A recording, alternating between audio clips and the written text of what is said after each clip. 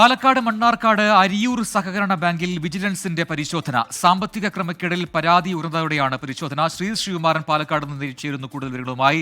ശ്രീത്ത്, പാലക്കാട് മണ്ണാർക്കാടാണ് ഇപ്പോൾ ഈ സഹകരണ ബാങ്കിൽ വിജിലൻസിന്റെ പരിശോധന. എന്താണ് ഈ ബാങ്കിനെതിരെ ഉയർന്നിരിക്കുന്ന ആരോപണം?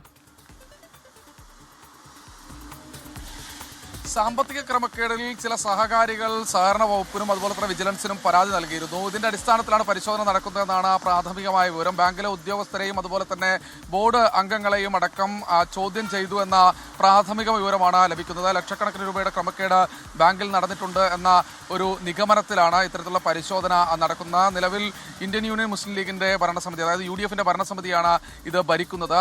ചില പടലപ്പിണക്കങ്ങളൊക്കെ ആ മേഖലയിൽ ഉണ്ടായിരുന്നു. ഇതിന്റെ ഭാഗമായാണ് ഇത്തരത്തിലുള്ള പരാതികളെന്ന് മനസ്സിലാക്കുന്നത്. എന്തായാലും ഇപ്പോൾ വിജിലൻസ് സംഘം ഈ ആളുകളെയൊക്കെ, ഈ ഉദ്യോഗസ്ഥരെയൊക്കെ ചോദ്യം ചെയ്ത് മടങ്ങിയിട്ടുണ്ട്. മറ്റ് റിപ്പോർട്ടുകളടക്കം അത് പിന്നീട് സമർപ്പിക്കും. എന്തെല്ലാമാണ് കണ്ടെത്തിയത്, രേഖകൾ എന്തെല്ലാമാണ് പരിശോധിച്ചതിനെക്കുറിച്ച് ഒരു വിവരം വീണ്ടും നമുക്ക് നൽകാനാകും. അത് അല്പസമയം കഴിയും. അത് കോടതിയിൽ സമർപ്പിക്കുമെന്നാണ് വിജിലൻസ് സംഘം ഇതിനകം തന്നെ അറിയിച്ചിട്ടുള്ളത്. എന്തായാലും ഇതൊരു പ്രാഥമികമായ ചോദ്യം ചെയ്യലാണ്, അല്ലെങ്കിൽ പ്രാഥമികമായ പരിശോധനയാണ് നടന്നിട്ടുള്ളത്.